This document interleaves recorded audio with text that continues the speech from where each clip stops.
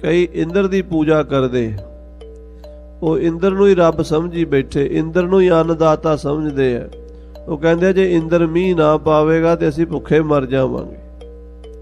ਇਹਦਾ ਭਰਮ ਤਾਂ ਸ੍ਰੀ ਭਗਵਾਨ ਕ੍ਰਿਸ਼ਨ ਜੀ ਮਹਾਰਾਜ ਨੇ ਦੁਆਪਰ ਯੁੱਗ ਵਿੱਚ ਦੂਰ ਕਰ ਦਿੱਤਾ ਸੀ, ਕਿਉਂਕਿ ਦੁਆਪਰ ਯੁੱਗ ਦੇ ਵਿੱਚ ਗਵਾਲੇ ਜਿਨ੍ਹਾਂ ਦੇ ਘਰ ਭਗਵਾਨ ਕ੍ਰਿਸ਼ਨ ਜੀ ਰਹੇ ਨੇ ਉਹ ਗਵਾਲੇ ਸੀਗੇ।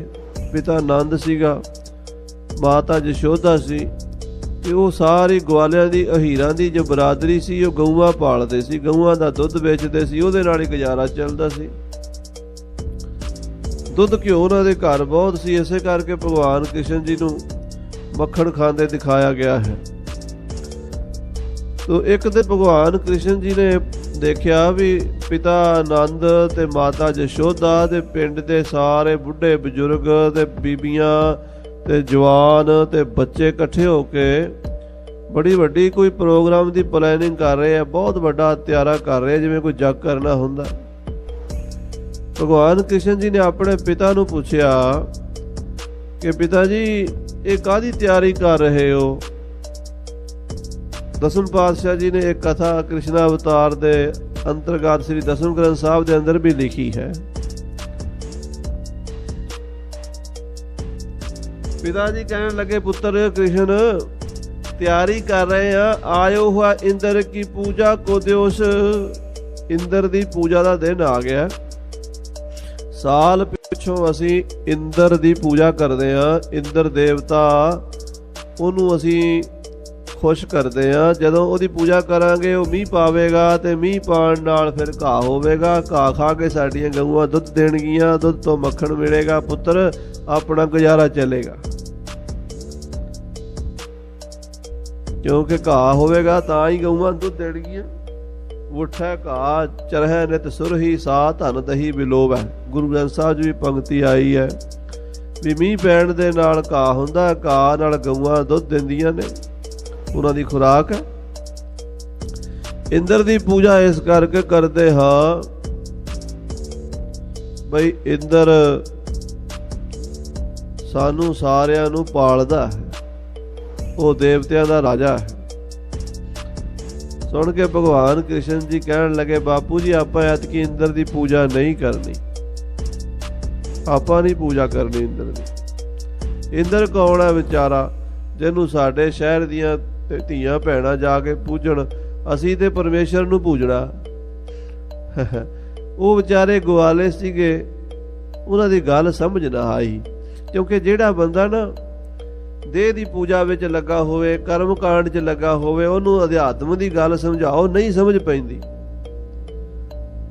ਬੜੀ ਔਖੀ ਗੱਲ ਹੈ, ਇਹ ਤਾਂ ਪੌੜੀਆਂ ਹੌਲੇ ਹੌਲੇ ਚੜ੍ਹੀਆਂ ਜਾਂਦੀਆਂ। ਭਗਵਾਨ ਕ੍ਰਿਸ਼ਨ ਜੀ ਕਹਿੰਦੇ ਵੀ ਪਰਮੇਸ਼ਰ ਹੈ ਮੀਂਹ ਪਾਉਣ ਵਾਲਾ, ਇੰਦਰ ਕੌਣ ਹੈ? ਗੁਰਬਾਣੀ ਵੀ ਕਹਿੰਦੀ ਮੀਂਹ ਪਿਆ ਪਰਮੇਸ਼ਰ ਪਾਇਆ, ਜੀ ਜੰਤ ਸਭ ਸੁਖੀ ਵਸਾਇਆ। ਇੰਦਰ ਤੇ ਉਹਦੇ ਹੁਕਮ ਵਿੱਚ ਵਸਦਾ।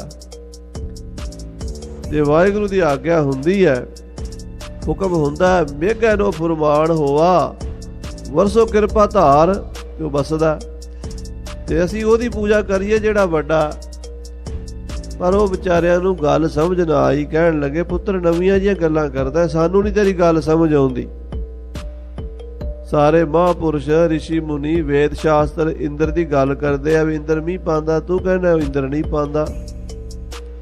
ਭਗਵਾਨ ਕਹਿਣ ਲੱਗੇ ਤੁਸੀਂ ਸਾਡੀ ਗੱਲ ਮੰਨੋ, ਇੰਦਰ ਦੀ ਪੂਜਾ ਛੱਡੋ ਤੇ ਤੁਸੀਂ ਨਾਮ ਜਪੋ। ਕਹਿੰਦੇ ਜੀ ਸਾਨੂੰ ਨਹੀਂ ਸਮਝ ਆਉਂਦੀ, ਕਿਹਦੀ ਪੂਜਾ ਕਰੀਏ ਫਿਰ ਸਾਨੂੰ ਹੋਰ ਦੱਸ ਦੇ। ਭਗਵਾਨ ਨੇ ਵੇਖਿਆ ਵੀ ਇਹ ਵਿਚਾਰੇ ਕਰਮ ਕਾਂਡ ਤੋਂ ਉੱਪਰ ਜਾ ਨਹੀਂ ਸਕਦੇ। ਉਹਨਾਂ ਨੇ ਉਹ ਗੱਲ ਟਲਾਉਣ ਵਾਸਤੇ ਉੱਥੇ ਇੱਕ ਗੋਵਰਧਨ ਪਰਬਤ ਹੈ, ਉਹਦਾ ਨਾਮ ਹੈ ਗੋਵਰਧਨ। ਉਹ ਗੋਵਰਧਨ ਪਰਬਤ ਦੀ ਭਗਵਾਨ ਕਹਿੰਦੇ ਇਹਦੀ ਪੂਜਾ ਕਰ ਲਓ, ਕਿਉਂਕਿ ਇਹਦੇ ਉੱਤੇ ਘਾਹ ਹੁੰਦਾ, ਆਪਣੀਆਂ ਗਊਆਂ ਇਹਦੇ ਤੇ ਚੁਗਦੀਆਂ ਰਹਿੰਦੀਆਂ ਸਾਰਾ ਦਿਨ, ਤੇ ਆਪਾਂ ਇਹਦੇ ਤੋਂ ਖਾਂਦੇ ਆ, ਇਹਦੀ ਪੂਜਾ ਕਰ ਲਓ। ਉਹਨਾਂ ਗਵਾਲਿਆਂ ਨੇ ਉਸ ਸਾਲ ਇੰਦਰ ਦੀ ਪੂਜਾ ਛੱਡ ਕੇ ਤੇ ਪਹਾੜ ਦੀ ਪੂਜਾ ਕੀਤੀ, ਗੋਵਰਧਨ। ਜਦੋਂ ਗੋਵਰਧਨ ਦੀ ਪੂਜਾ ਕੀਤੀ, ਇੰਦਰ ਦੀ ਪੂਜਾ ਨਾ ਹੋਈ ਤੇ ਇੰਦਰ ਨੂੰ ਬੜਾ ਗੁੱਸਾ ਚੜਿਆ ਵੀ ਮੇਰੀ ਪੂਜਾ ਛੱਡਤੀ ਇਹਨਾਂ ਨੇ। ਹੁਣ ਜਿਹੜੇ ਬੰਦੇ ਨੂੰ ਕੋਈ ਮਾਣ ਸਤਿਕਾਰ ਮਿਲਦਾ ਹੋਵੇ ਉਹਦਾ ਖੁੱਸ ਜਾਵੇ, ਉਹਨੂੰ ਗੁੱਸਾ ਤਾਂ ਚੜ੍ਹਨਾ ਹੀ ਸੀ। ਇੰਦਰ ਨੇ ਆਪਣੀ ਫੌਜ ਭੇਜ ਦਿੱਤੀ ਮੇਘ ਬੱਦਲਾਂ ਨੂੰ ਵੀ ਜਾਓ ਇਹ ਸਾਰਾ ਬ੍ਰਿਜ ਦਾ ਇਲਾਕਾ ਤਬਾਹ ਕਰ ਦਿਓ, ਇਹਨਾਂ ਦੇ ਘਰ ਘਾਟ ਉਜਾੜ ਦਿਓ। ਇੰਨਾ ਮੀਂਹ ਆਇਆ ਵੀ 7 ਦਿਨ 7 ਰਾਤਾਂ ਲਗਾਤਾਰ ਮੀਂਹ ਪੈਂਦਾ ਰਿਹਾ, ਹਟਿਆ ਹੀ ਕੋਈ ਨਾ। ਜਦੋਂ ਮੀਂਹ ਨਾ ਹਟਿਆ ਦੁਨੀਆ ਡੁੱਬਣ ਲੱਗੀ ਤੇ ਭਗਵਾਨ ਕ੍ਰਿਸ਼ਨ ਕੋਲ ਆ ਕੇ ਗਵਾਲੇ ਕਹਿੰਦੇ ਤੂੰ ਮਰਵਾਇਆ ਸਾਨੂੰ, ਜੇ ਤੂੰ ਸਾਨੂੰ ਨਾ ਪੁੱਠੇ ਰਾਹ ਪਾਉਂਦਾ, ਇਹ ਪਰਬਤ ਦੀ ਪੂਜਾ ਤੇ ਲਾਤਾ ਸਾਨੂੰ, ਇੰਦਰ ਰੁੱਸ ਗਿਆ, ਹੁਣ ਸਾਡਾ ਬੇੜਾ ਗਰਕ ਕਰਕੇ ਛੱਡੇਗਾ, ਰੋੜ ਕੇ ਛੱਡੇਗਾ ਸਾਨੂੰ। ਉਧਰੋਂ ਜਮਨਾ ਭਰਦੀ ਜਾ ਰਹੀ ਹੈ, ਸਾਨੂੰ ਬਚਾਓ, ਹੁਣ ਤੁਹਾਡੀ ਜ਼ਿੰਮੇਵਾਰੀ ਹੈ, ਬਚਾਓ ਸਾਨੂੰ। ਉਦੋਂ ਭਗਵਾਨ ਕ੍ਰਿਸ਼ਨ ਜੀ ਨੇ ਆਪਣੀ ਮਾਇਆ ਦੇ ਨਾਲ, ਯੋਗ ਮਾਇਆ ਦੇ ਨਾਲ, ਉਹ ਜਿਹੜਾ ਪਹਾੜ ਸੀ ਉਹ ਇੱਕ ਉਂਗਲੀ ਤੇ ਚੱਕ ਲਿਆ। ਸ੍ਰੀ ਗੁਰੂ ਗ੍ਰੰਥ ਸਾਹਿਬ ਵਿੱਚ ਬਚਨ ਆਉਂਦੇ ਨੇ, ਗੋਵਰ ਧਨ ਧਾਰੀ ਮੁਰਲੀ ਮਨੋਹਰ ਹਰ ਰੰਗਾ ਮੋਹਨ ਮਾਧਵ ਕ੍ਰਿਸ਼ਨ ਮਾਰੂ ਰਾਗ ਦੇ ਵਿੱਚ ਸ਼ਬਦ ਹੈ।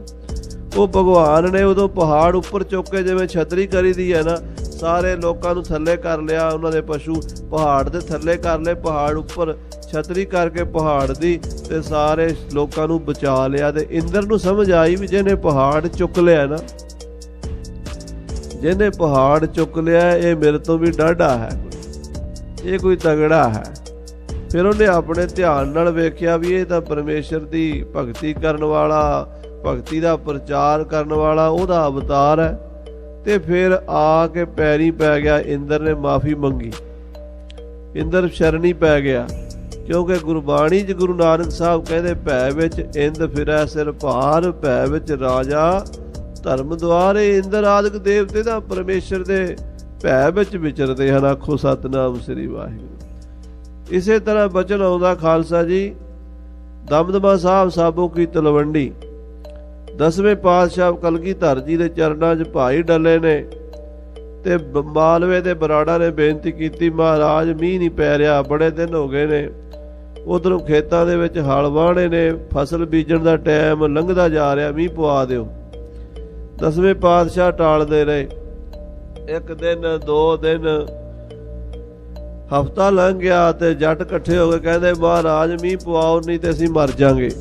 ਡੱਲਾ ਕਹਿੰਦਾ ਮਹਾਰਾਜ ਮੀਂਹ ਪਵਾਓ, ਬਹੁਤ ਬੁਰਾ ਹਾਲ ਹੈ ਸਾਡਾ, ਮੀਂਹ ਪਵਾਓ। ਮਹਾਰਾਜ ਕਹਿੰਦੇ ਮੀਂਹ ਮੈਂ ਕਿਹੜਾ ਕੁੱਖੜ ਚੁੱਕਿਆ ਹੋਇਆ। ਸਤਿਗੁਰਾਂ ਦੇ ਬਚਨ ਆਉਂਦੇ ਸੂਰਜ ਪ੍ਰਕਾਸ਼ ਵਿੱਚ। ਮਹਾਰਾਜ ਕਹਿੰਦੇ ਮੀਂਹ ਅਸੀਂ ਕੁੱਛੜ ਚੁੱਕਿਆ ਹੋਇਆ? ਕਹਿੰਦਾ ਨਹੀਂ ਮਹਾਰਾਜ ਤੁਸੀਂ ਕੁੱਛੜ ਚੁੱਕਿਆ ਹੋਇਆ। ਕਿਉਂ? ਵੱਡਿਆਂ ਦੇ ਵਿੱਚ ਬੜਾ ਬਲ ਹੁੰਦਾ, ਤੁਸੀਂ ਪਵਾ ਸਕਦੇ ਹੋ। ਜਦੋਂ ਉਹਨੇ ਪੂਰੇ ਵਿਸ਼ਵਾਸ ਨਾਲ ਕਿਹਾ ਨਾ, ਤੇ ਕਲਗੀਧਰ ਕਹਿੰਦੇ ਆ ਸਾਡਾ ਜੋੜਾ ਚੁੱਕ ਲੈ, ਤੇ ਡੱਲਿਆ ਜੁੱਤੀ ਲੈ ਕੇ ਨਾ ਇੰਦਰ ਨੂੰ ਕਹਿ ਵੀ ਆਹ ਜੁੱਤੀ ਪਏਗੀ, ਮੀਂਹ ਪਾ ਦੇ। ਡੱਲਾ ਵਿਸ਼ਵਾਸ ਬੜਾ ਕਰਦਾ ਸੀ ਸਤਿਗੁਰਾਂ ਦੇ ਬਚਨ ਤੇ, ਜੋੜਾ ਚੁੱਕ ਲਿਆ ਤੇ ਕਹਿਣ ਲੱਗਾ ਇੰਦਰਾ ਵੇਖ ਲੈ ਜੁੱਤੀ 10ਵੇਂ ਪਾਤਸ਼ਾਹ ਦੀ ਹੈ, ਮੀਂਹ ਪਾ, ਹੁਣੇ ਹੀ ਪਾ। ਅਜੇ ਏਦਾਂ ਕਹਿਣ ਦੀ ਦੇਰ ਸੀ ਨਾ, ਕਾਲੇ ਬੋਲੇ ਬੱਦਲ ਛਾ ਗਏ ਤੇ ਮੋਲੇ ਧਾਰ ਵਰਖਾ ਲੱਗ ਗਈ। ਵਰਖਾ ਲੱਗੀ, ਕਹਿੰਦੇ ਨਾ ਦਿਨੇ ਹਟੇ ਨਾ ਰਾਤੀ, 7 ਦਿਨ ਤੇ 7 ਰਾਤਾਂ ਲਗਾਤਾਰ ਮੀਂਹ ਪੈਂਦਾ ਰਿਹਾ। ਛੱਪੜ ਭਰ ਗਏ, ਖੂਹ ਭਰ ਗਏ, ਗਲੀਆਂ ਭਰ ਗਈਆਂ, ਖੇਤ ਭਰ ਗਏ, ਲੋਕਾਂ ਦੇ ਘਰਾਂ 'ਚ ਪਾਣੀ ਵੜ ਗਿਆ, ਪਾਣੀ ਹੋ ਗਿਆ, ਫਲੱਡ ਆ ਗਏ। 7ਵੇਂ ਦਿਨ ਤੰਗ ਆ ਕੇ ਸਾਰੇ ਬਰਾੜ ਮਹਾਰਾਜ ਕੋਲ ਆ ਕੇ ਕਹਿੰਦੇ, ਡੱਲਾ ਮੋਹਰੀ ਹੋ ਕੇ ਬੋਲਿਆ, ਕਹਿੰਦਾ ਮਹਾਰਾਜ ਮੀਂਹ ਹਟਾਓ। ਮਹਾਰਾਜ ਕਹਿੰਦੇ ਹੁਣ ਕਿਵੇਂ ਹਟੇਗਾ, ਤੁਸੀਂ ਆਪੇ ਕਹਿੰਦੇ ਸੀ ਮੀਂਹ ਪਵਾਓ, ਮੀਂਹ ਪਵਾਓ, ਜੇ ਪੈਣ ਲੱਗਾ ਤਾਂ ਹੁਣ ਪਈ ਜਾਣ ਦਿਓ। ਕਹਿੰਦੇ ਨਾ ਮਹਾਰਾਜ ਹਟਦਾ ਹੀ ਕੋਈ ਨਹੀਂ। ਮਹਾਰਾਜ ਕਹਿੰਦੇ ਫਿਰ ਏਦਾਂ ਕਰ, ਸਾਡੀ ਜੁੱਤੀ ਚੁੱਕ ਲਓ, ਇੰਦਰ ਨੂੰ ਕਹਿ ਵੀ ਮੀਂਹ ਹਟਾ ਦੇ। ਡੱਲਾ ਜੋੜਾ ਲੈ ਕੇ ਬਾਹਰ ਆਇਆ, ਕਹਿੰਦਾ ਇੰਦਰਾ ਮੀਂਹ ਬੰਦ ਕਰ ਦੇ, ਜੁੱਤੀ ਵੇਖ ਲੈ 10ਵੇਂ ਪਾਤਸ਼ਾਹ ਦੀ। ਉਸੇ ਵੇਲੇ ਮੀਂਹ ਬੰਦ ਹੋ ਗਿਆ। ਖਾਲਸਾ ਜੀ, ਸ੍ਰੀ ਮਾਨ ਸੰਤ ਬਾਬਾ ਕਰਮ ਸਿੰਘ ਜੀ ਡੰਡਿਆਂ ਵਾਲੇ ਬੁੱਢੇ ਦਲ ਦੇ ਜਥੇਦਾਰ ਹੋਏ ਆ। 125 ਸਾਲ ਉਮਰ ਹੋਈ ਮਹਾਂਪੁਰਸ਼ਾਂ ਦੀ, ਜਿਨ੍ਹਾਂ ਨੇ ਉਹਨਾਂ ਦੀ ਸੰਗਤ ਕੀਤੀ ਹੈ। ਮੈਂ ਉਹਨਾਂ ਦੀ ਸੰਗਤ ਮਹਾਂਪੁਰਸ਼ਾਂ ਦੀ ਕੀਤੀ। ਉਹ ਬਚਨ ਸੁਣਾਉਂਦੇ ਸੀ, ਜਦੋਂ ਕਿਤੇ ਮਾਝੇ ਦੇ ਵਿੱਚ ਜਾਂ ਕਿਤੇ ਵੀ ਉਹਨਾਂ ਨੇ ਜਾਣਾ, ਪਿੰਡਾਂ 'ਚ ਬੀਜ ਸਿੰਘਾਂ ਨੇ ਆਖਣਾ ਬਾਬਾ ਜੀ ਮੀਂਹ ਪਵਾ ਦਿਓ, ਤੇ ਬਾਬਾ ਕਰਮ ਸਿੰਘ ਨੇ ਆਖਣਾ ਸਾਧ ਸੰਗਤ ਜੀ ਬੈਠ ਜਾਓ, ਸਾਰੀ ਸੰਗਤ ਨੇ ਬਹਿ ਜਾਣਾ। ਬਾਬੇ ਕਰਮ ਸਿੰਘ ਡੰਡਿਆਂ ਵਾਲੇ ਨੇ ਇਹ ਸਾਖੀ ਸੁਣਾਣੀ ਜਿਹੜੀ ਡੱਲੇ ਨਾਲ ਦਮਦਮੇ ਸਾਹਿਬ ਹੋਈ। ਵੀ ਕਲਗੀਧਰ ਪਾਤਸ਼ਾਹ ਨੇ ਡੱਲੇ ਨੂੰ ਆਖਿਆ ਸੀ ਜੁੱਤੀ ਚੁੱਕ ਲੈ ਤੇ ਇੰਦਰ ਨੂੰ ਦਬਕਾ ਮਾਰ ਦੇ ਵੀ ਜੁੱਤੀ ਵੇਖ ਲੈ ਮੀਂਹ ਪਾਉਂਦਾ ਕਿ ਨਹੀਂ ਪਾਉਂਦਾ। ਬਾਬੇ ਕਰਮ ਸਿੰਘ ਨੇ ਸਾਰੀ ਸਾਖੀ ਸੁਣਾ ਕੇ ਨਾ ਤੇ ਬਾਅਦ ਚ ਆਖਣਾ ਖਾਲਸਾ ਜੀ ਤੁਸੀਂ ਹੁਣ ਇੱਕ ਸਿੰਘ ਉੱਠੋ ਤੇ ਜੋੜਾ ਲੈ ਲਓ ਤੇ ਉਹਨੂੰ ਕਹਿ ਦਿਓ ਵੀ ਇੰਦਰਾ 10ਵੇਂ ਪਾਤਸ਼ਾਹ ਦਾ ਪਤਾ ਹੈ ਨਾ ਜੁੱਤੀਆਂ ਕਿੰਨੀਆਂ ਮਾਰਦੇ ਆ ਮੀਂਹ ਪਾ ਦੇ। ਕਹਿੰਦੇ ਉਸੇ ਵੇਲੇ ਹੀ ਬਾਬਾ ਜੀ ਦਾ ਬਚਨ ਹੋਣਾ, ਸਿੰਘ ਨੇ ਉਦਾਂ ਹੀ ਕਹਿ ਦੇਣਾ ਤੇ ਉੱਥੇ ਮੀਂਹ ਪੈ ਜਾਣਾ। ਤੇ ਜਦੋਂ ਮੀਂਹ ਜ਼ਿਆਦਾ ਹੋ ਜਾਣਾ ਨਾ ਤੇ ਬਾਬੇ ਨੇ ਆਖਣਾ, ਸਿੰਘਾਂ ਨੇ ਆਖਣਾ ਬਾਬਾ ਜੀ ਹੁਣ ਮੀਂਹ ਬੰਦ ਨਹੀਂ ਹੁੰਦਾ। ਉਹਨੂੰ ਸਿੰਘ ਨੂੰ ਕਹਿਣਾ ਇਹਨੂੰ ਕਹੋ ਵੀ ਫੇਰ ਇੰਦਰਾ ਜੁੱਤੀ 10ਵੇਂ ਪਾਤਸ਼ਾਹ ਦੀ ਆ ਵੇਖ ਲੈ, ਉਸੇ ਵੇਲੇ ਫੇਰ ਮੀਂਹ ਬੰਦ ਹੋ ਜਾਣਾ। ਖਾਲਸਾ ਜੀ ਇਹ ਤਾਂ ਜਿੰਨੇ ਦੇਵੀ ਦੇਵਤੇ ਹਨ ਹੈਨ ਸਾਡੇ ਲਈ ਸਤਿਕਾਰਯੋਗ ਹੀ ਹਨ, ਪਰ ਵੱਡਾਡੇ ਦੇ ਅੱਗੇ ਜ਼ੋਰ ਨਹੀਂ ਚੱਲਦਾ। ਉਹ ਕਲਗੀਧਰ ਪਾਤਸ਼ਾਹ ਮਹਾਰਾਜ ਗੁਰੂ ਗੋਬਿੰਦ ਸਿੰਘ ਸਾਹਿਬ ਤੋਂ